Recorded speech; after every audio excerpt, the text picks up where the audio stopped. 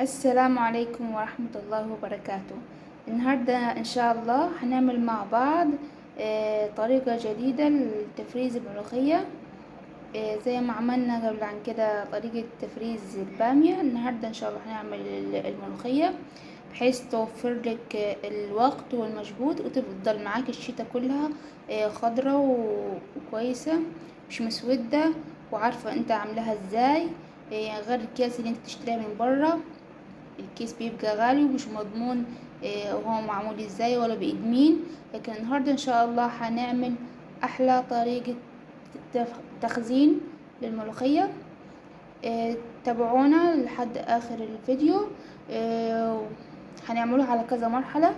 اول حاجة بتجيب الملوخية، طبعا بتجيبيها وبتقرطفيها، اي حد بيعرف يقرطف، وتحطيها على الصينية كده لحد ما تنشف. واول حاجة بعد ما قرطفتيها بتغسليها كويس خالص مرتين كده.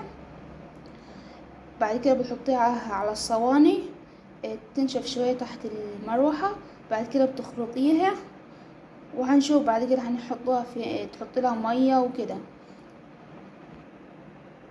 بعد كده زي ما احنا قلنا احنا مسخنين يا اما مية يا اما شوربة تخليها بتغلي، وبعد كده هننزل فيها واحدة واحدة.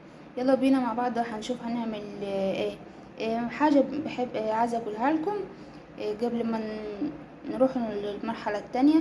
احلى حاجة انت بتخرطيها بالمخرطة العادية، ما تعملهاش في الكبة لانها بتبقى طعمها مش حلو، او انا بحبها ان هي تكون مخروطة بالمخرطة. تمام. يبقى احنا هنا عملنا ايه؟ جبنا الملوخية جرطفناها وغسلناها ونشفناها وخرطناها، ماشي تمام.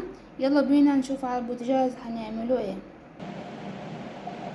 هنا بعد ما خرطت كل الكمية اهو اللي انا عايزاها، هروح على البوتاجاز حاطه الشوربة بتغلي.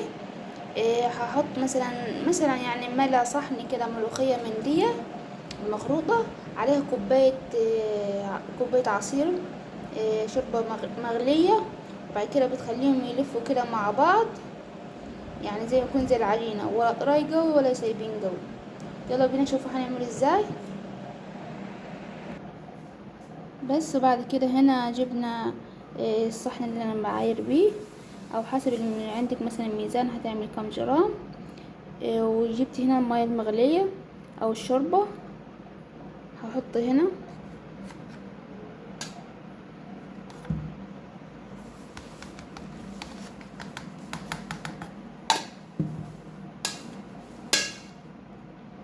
احط الملوخية دي، هتكيسين اكياس على حسب الطبخة بتاعتك، يعني بتعايري بالطبق ده مثلا يعني بالطبق ده بتعايري بيه، وبتحطي هنا وتجيب الشوربة دي او المية المغلية.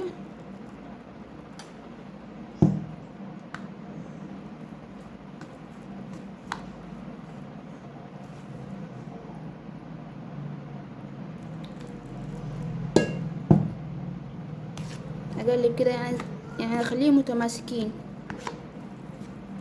بس حساهم انا محتاجين مية تاني. بس كده حطيت كل المية اللي انا عايزاها.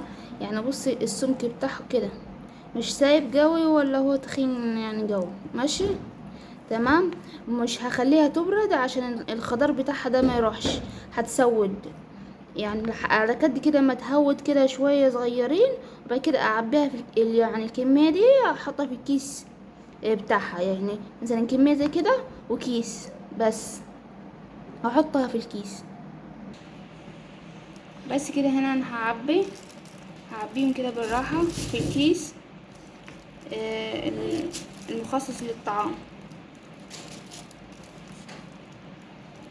بالراحة وما خلوهمش يبردوا.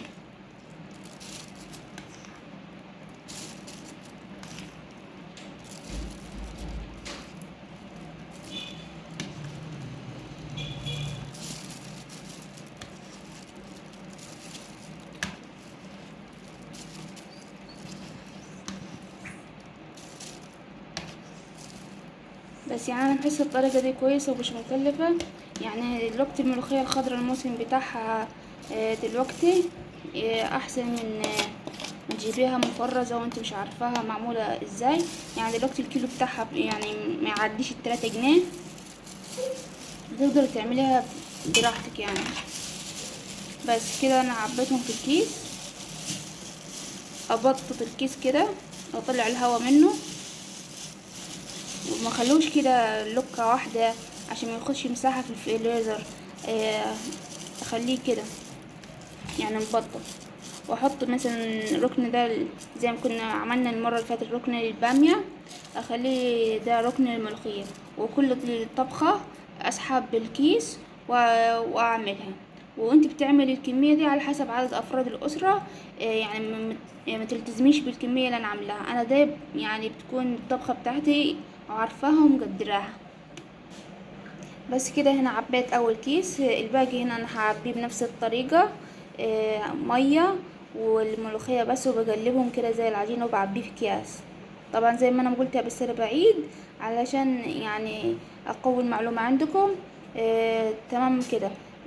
يلا باي. المرة الجاية ان شاء الله اعمل معاكم فيديوهات اكتر واحلى. وان شاء الله الفترة دي كلها هنعملوا حلقات من التفريزات الموسم الصيفي. مثلا نعمل مانجا المرة الجاية، مش مشكلة عادي. وفي برضو جزء تاني من البامية هنعملوه مع بعض، اللي هي البامية اللي قلت لكم عليها مطحونة وناشفة ومطحونة، وبتعمل البامية سايبة حلوة خالص. ان شاء الله هوريها لكم. الى اللقاء.